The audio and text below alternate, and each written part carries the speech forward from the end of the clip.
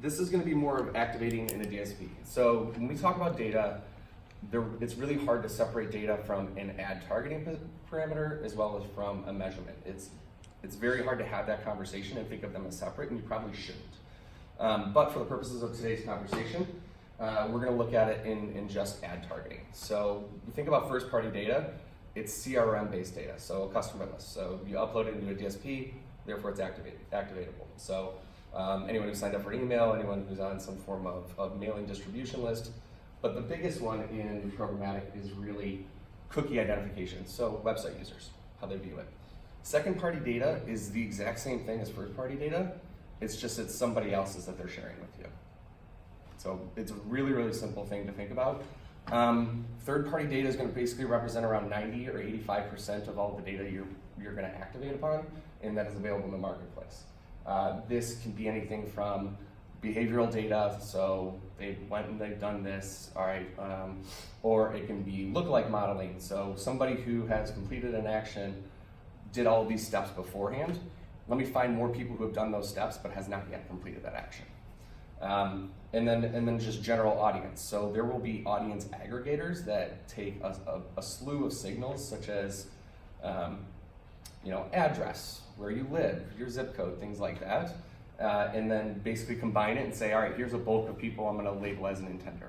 This happens very, very frequently in the auto world, and so you have to be very careful on whether or not it's qualified data or if it's not. So I'm assuming you're going to send this out, Julie? Okay. So here's a little cheat sheet, and I actually really like this a lot. We use this in all materials, pitch materials and everything are basically stolen from the internet, so don't feel bad about doing that. But this kind of just goes over everything I kind of addressed. So when we think about first-party data, we'll get a little bit more in depth of it. What is it? It's really the customer-owned or company-owned data, or it can essentially be website-based cookies that you own. It's highly reliable. It is very unlikely to change, so there's not a lot of variability associated to it. And it's usually based on a one-to-one interaction. So you know this is one individual person and you have a full signal into them. The downsides, it's not very scalable, and it's very privacy constrained. So you have to be very careful about how you're representing consumers' data, otherwise you're gonna get into some things like Experian or Equifax and their data breaches, or how Facebook keeps getting hit for privacy constraints and many different fines. But it should also be used for very targeted and specific things. Customer retention, any kind of re-engagement, or any kind of remessaging or retargeting. So getting into retargeting, and this is one that's going to be used in, basically going to be the primary use case that you'll ever see. Somebody visits your site, you say, okay, they did these actions, and for quickness sake, I'll use a car example. You go to Ford.com, you look at an Explorer, you kind of build and price one out. All right, you chose color blue. Next time you see an ad, whether it's anywhere in the ecosystem, it'll have that specific blue Explorer. It's a really, really simple case of retargeting with the call to action to say, all right, come complete the next step. It's really easy to basically funnel your entire budget into this thing because it's generally the most efficient and it's the most effective, but it's not exactly growing your customer base. So eventually, if you put all of your media budget into there, you're not going to essentially get new customers to continue to refill the funnel. The other part is it can be difficult to see if someone's actually completed an action, and therefore, like, I'm not going to target somebody if they already bought a new car, but sometimes I might not have that data that refreshes it in time. So now I'm wasting ads on somebody who's not going to purchase one for a very long time. And this is, I'm going to kind of, for each one of first, second, and third party, I'll try and provide a use case both good and bad. Now, here's a really shitty example. Dear Amazon, I bought a toilet seat because I needed it. Necessity, not desire. I do not collect them. I am not a toilet seat addict. No matter how temptingly you email me, I'm not going to think, oh, go on then, just one more toilet seat. I'll treat myself. This goes back to that one scenario where how are you basically saying, all right, this is a one-time purchase rather than a repeat purchase? And am I wasting my ad dollars and efforts based on this? Now, This is a really, really, really good example. So I don't know if you guys have seen this, but it's been out in the ecosystem for 5 or 6 years. Target once got a phone call from a really pissed off dad. Said, "Why are you targeting my teenage daughter with pregnancy stuff?" They go, I don't know what you mean. Starts ranting and raving. A couple days calls back and goes, "So I had an honest conversation with my daughter, and it turns out you guys knew something that I didn't. She's actually pregnant." So they were able to data mine all of her purchase behaviors. So suddenly something shifted in her purchases. Suddenly she's buying lotion, she's buying gummies, prenatal type of things. And so they kind of identified, okay, this is somebody who's going to be moving into the life stage. And the reason being is they identified the second trimester as the perfect time to get them, because as somebody's running out for diapers, and I can tell you this happens more often than you might think, they go, "Oh, all right, I'm gonna pass orange juice. I should probably grab that. So you're walking out with diapers and just a slew of other random shit that you didn't know you needed. But it's a one-stop shop. And their goal is essentially to get a customer for life by doing that and being that primary spot. So this is a creepy one, but it's a really good example of how data can be leveraged to talk to your consumer in a personalization way. Now, we talked about simple retargeting. Somebody visited my site, I'm gonna hit them with what they were looking at. Now, advanced retargeting is something that's a little bit different. It combines many different variables into it, in which you say, all right, I wanna know exactly what they were looking at. What is the next step in the funnel? Is there another thing that they should purchase if they haven't already purchased? Think Amazon's frequently bought together.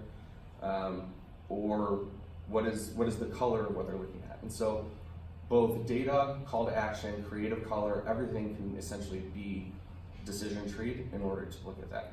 So it all depends upon resources that you have available. Sorry, Cottonmouth is kicking in.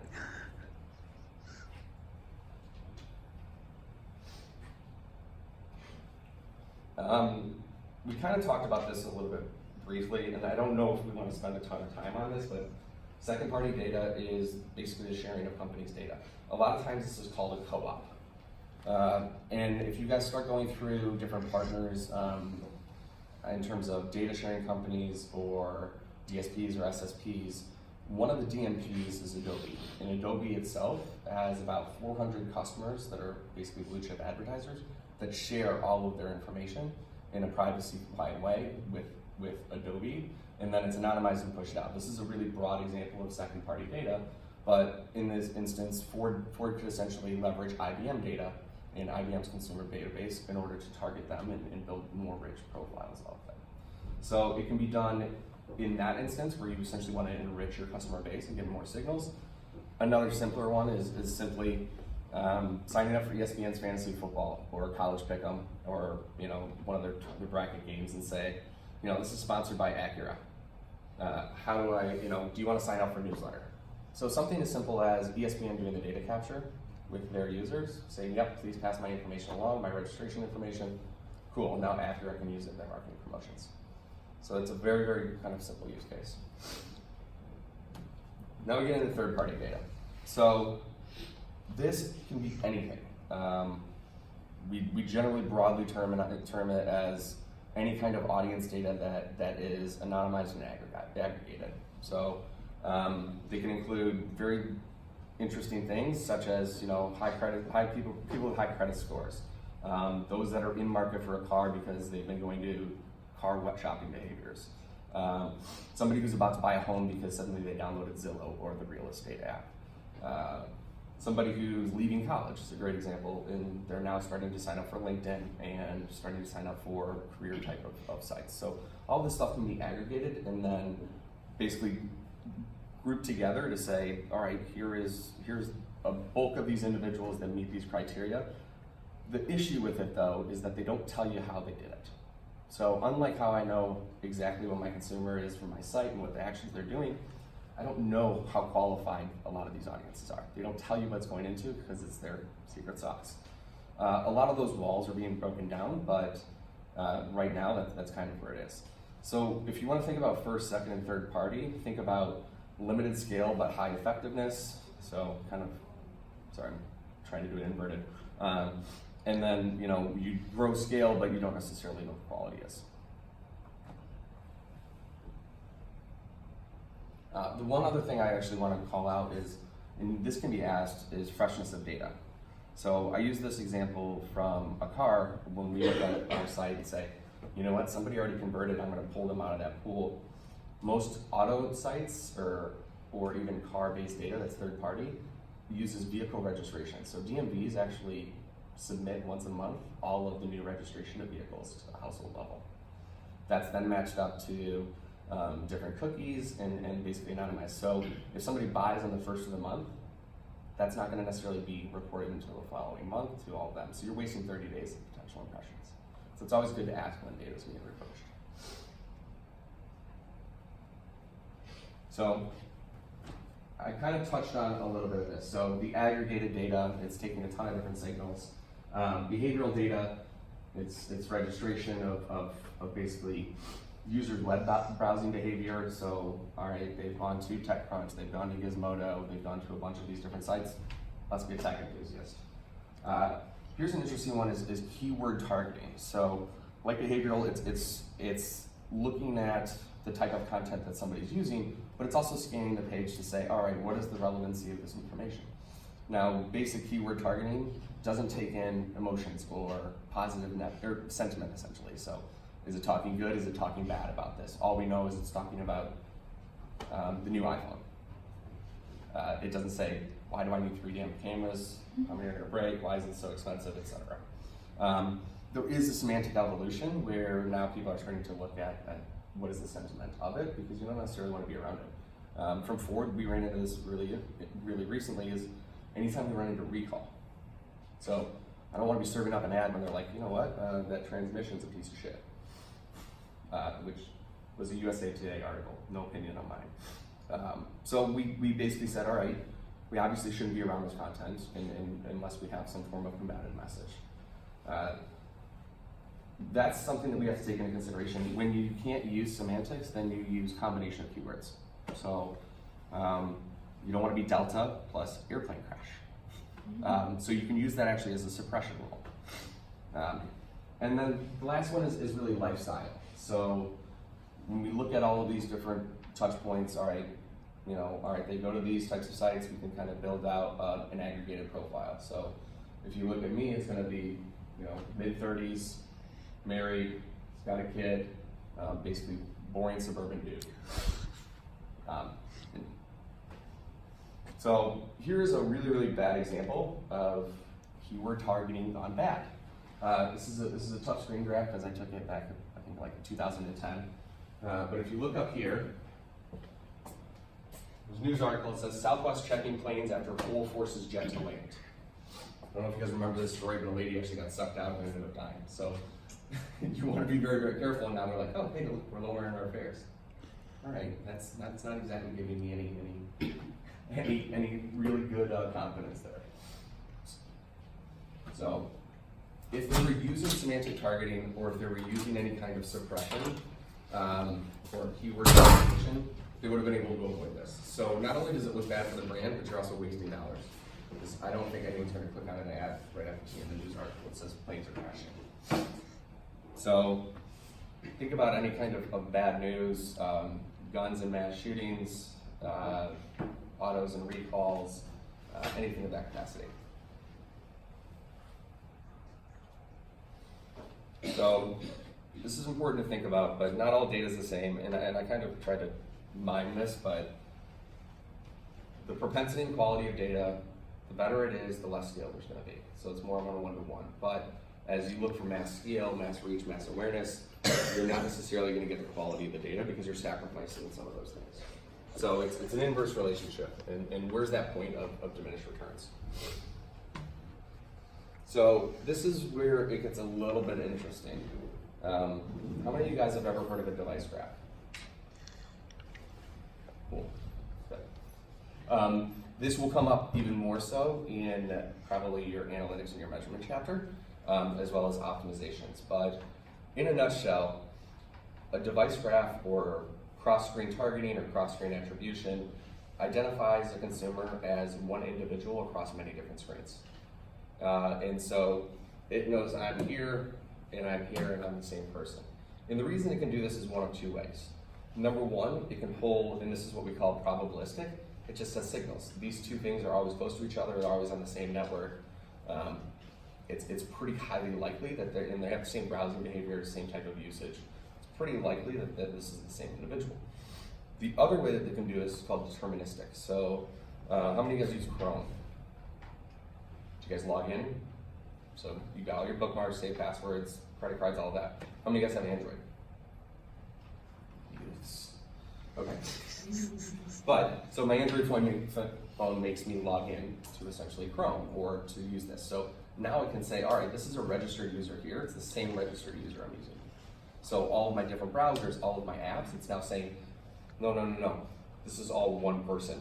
And the reason this is becoming a lot bigger of an issue and people are moving to this is because otherwise, if I'm not served on this ad, or if I'm not served an ad here and I complete an action, it doesn't look like I'm gonna ever get credit. So I don't know what necessarily impact an exposure here and driving an actual conversion here does. And as marketers, number one, we wanna have that holistic view, but we actually wanna get credit for what we're doing.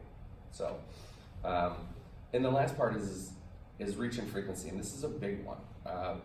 Amazon is notoriously bad, and so is Facebook, about serving the same ad over and over and over and over again. Like, I'm not gonna convert, stop wasting your money. So advertisers are starting to get smarter. But if I don't know this is the same user across these different screens, then I can set a frequency of like, you know what, you're gonna get 6 per day, but in reality, between my smart TV, between my tablet, I get 24 per day. So throw in Roku, and it's just essentially 6 per every device. At that point, you're like, dude, leave me alone. So,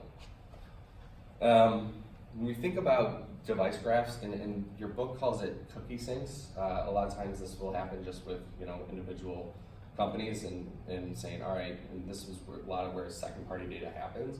It's basically saying, all right, I'm going to pass you guys my user list and this, but instead it's actually cookies or devices. And I talked about this, but probabilistic is pulling indicators that aren't necessarily identifying an individual user. It's just saying it's very, very highly likely that these two devices are the same person.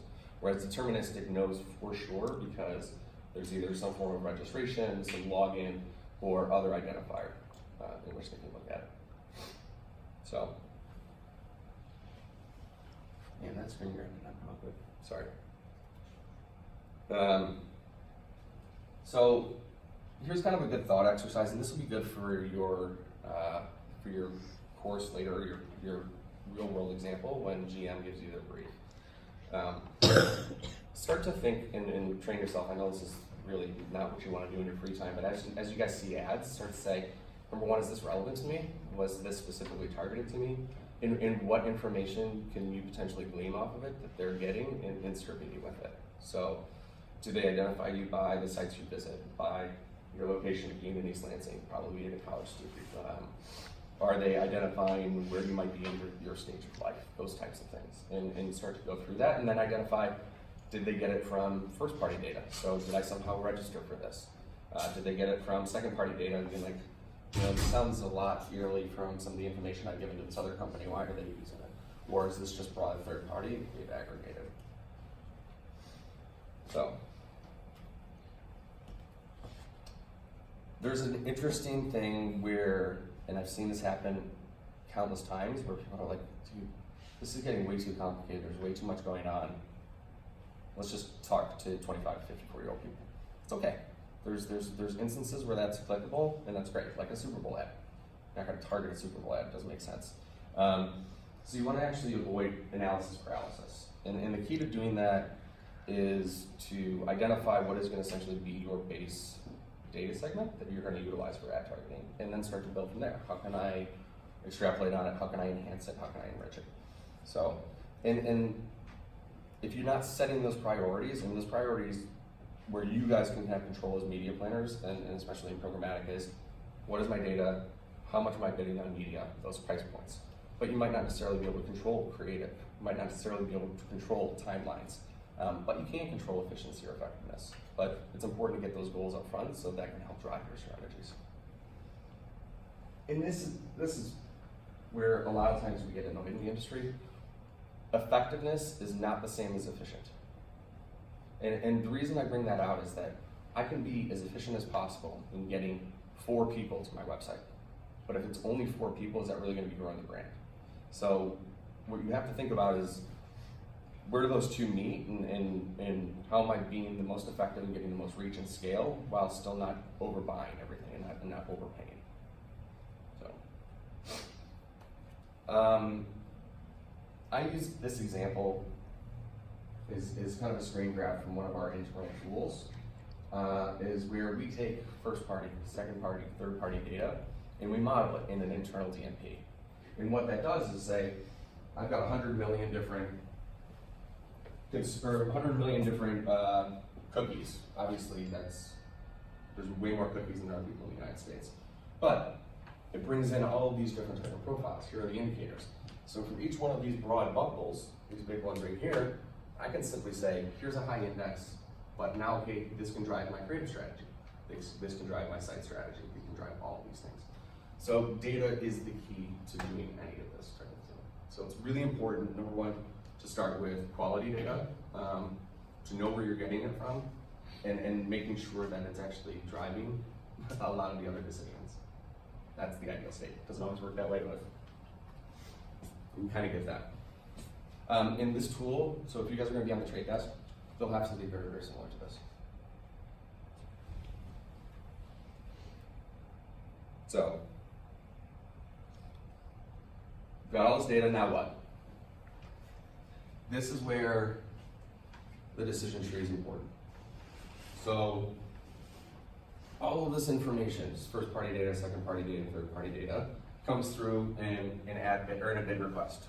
It'll have the user, it'll have the timestamp, what site it's on, who's selling it, where they are, what type of device, how many times have they frequently seen the ad, and from there, you can say, all right, now I can start to build out a trade. I'm going to talk to individual A versus B very, very differently.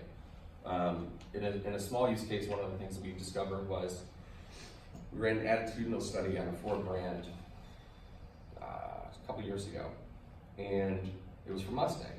And what we identified was that women profiles didn't care that it was a Mustang, they only cared about the Ford Oval, whereas men were really more interested in the actual Mustang. They didn't necessarily care about Ford.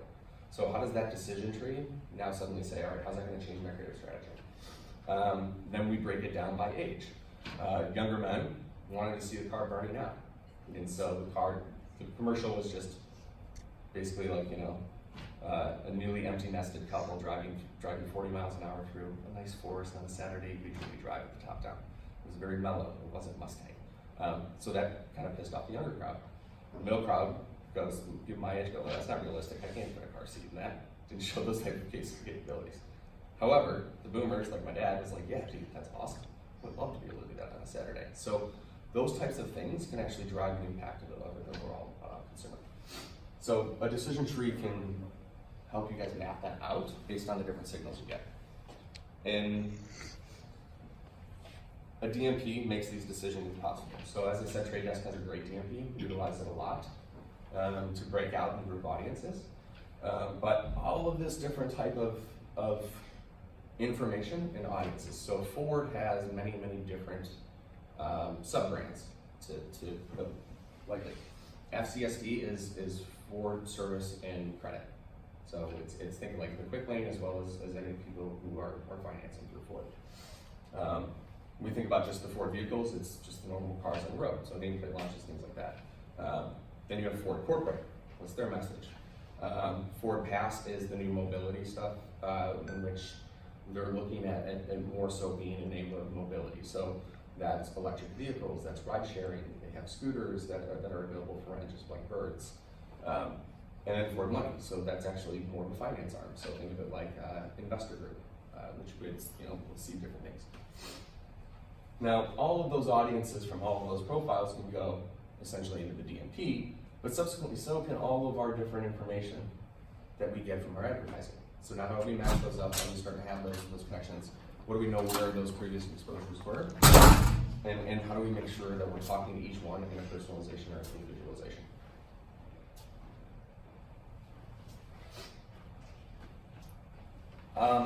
It's kind of a non sequitur, so sorry. But I think it's important to understand the programmatic supply types. So how is inventory offered, which can enable a lot of this. So you might say, I want to be on Hulu, but Hulu only offers it in a guaranteed way. You're not saying, I want to find my audience when they're available, so it's a one-to-one. They're going to say, no, actually, you're going to have to give us a bunch of money. We're going to have to guarantee that you spend all of it, even if your audience isn't there. So as much as you want to say, yes, I want to be there, you might have to go outside your audience. So it's not as always as audience-driven as you want. We have private marketplaces where you have targeted spends. This happens a lot where you're having a third party build your creative. And you say, I'm not going to build you all this creative unless you're going to hit this certain spend threshold. So, all right, cool, we'll go for that route. You have private marketplaces where you have negotiated rates because they're preferred partners, but you're not necessarily saying, I'm going to spend this much with you on every campaign. Just saying, I really, really like your inventory. Let me get a little bit cheaper, and we'll try and funnel as much as we can together. And then Open Exchange is just the entire marketplace of where inventory's been dumped. Am I going too fast? Is this too much for you guys at an 8 a.m.? Okay. And I talked about this a little bit, but this is really going to be the most important thing when discussing why programmatic. I don't think you'll have this issue with your GM clients, but you will with others in your career. It's best used for reach and scale. So it's too much to ask to go, a lot of times with a smaller client, to go, I'm going to buy this site and this site and this site and this site. Now you're managing all of those different relationships. Whereas in reality, you go, no, actually I can go to one source and I can still get the right thing. And I've used this line a lot. It says, I don't care what site I'm running on, as long as I'm finding my audience. So programmatic is not about, I want to run on this site, and I want to do this specific thing. It's no, I want to find my target consumer where they are, because where they are is more important, because who they are is more important than where they are. Not everyone, is going to brand safe sites and things like that. We all have our not safe for work moments. So the other part is the ease of use for agencies. So you'll get a little bit more into this with when you get into measurement and attribution, but most DSPs now offer pixels. So you can essentially say, drop a cookie onto the advertiser's website and say, I want to target and optimize toward these key actions. In a past state, it was, no, actually, I'm going to have to send you my user list, and did you convert, and there's a lot of back and forth. It's much easier now for agencies to be able to do this type of data sharing. So, how quickly did I do that? 30 minutes, not bad. Did I miss anything? Did you not clear on anything?